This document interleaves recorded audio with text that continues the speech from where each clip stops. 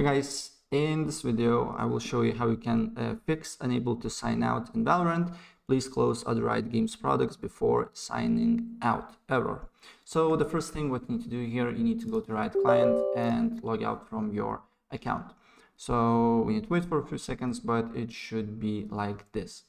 All right, and then close this thing here and then press Windows key and R, and here you need to write %sign app data %sign. Press OK, and then this window should pop up here, and then you need to go to app data local, and here you need to look for Riot Games and delete all the files here.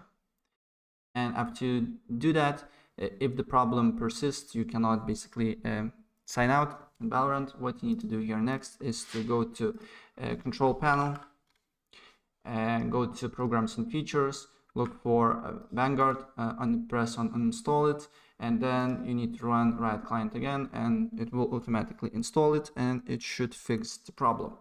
Right, so that's pretty much it what I want to show you, and if I help you out, please press like button and subscribe for more. Take care, bye.